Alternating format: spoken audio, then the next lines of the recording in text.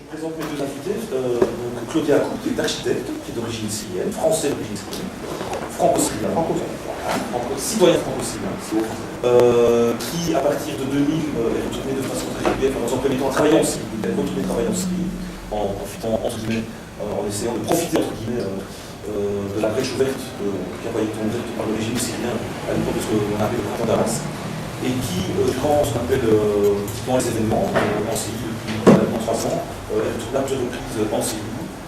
dans sa région d'origine, à Tartous et dans la région de Tartous, et qui est encore retourné, certainement, j'ai oublié durant c'est la semaine dernière, tout simplement,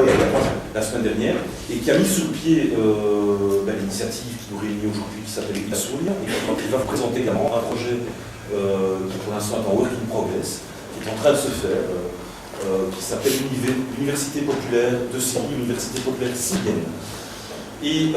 à sa droite, Garance Lequel, Garance en remplaçant en fait.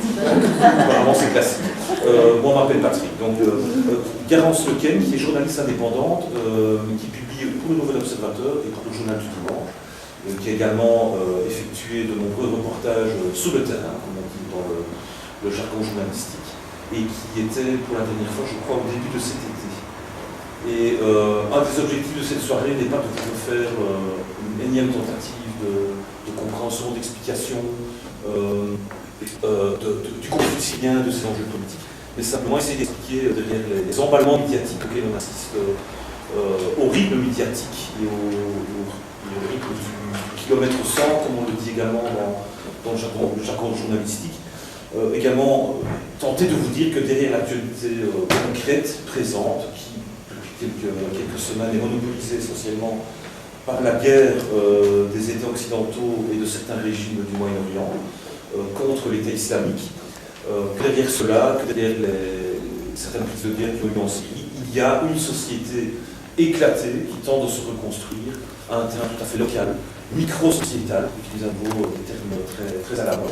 et à savoir des sociétés qui essayent de vivre l'anormal dans le normal. Une certaine forme de normalité dans une situation qui est caractérisée essentiellement par une anormalité absolue. Et voilà, je vais vous céder la parole parce que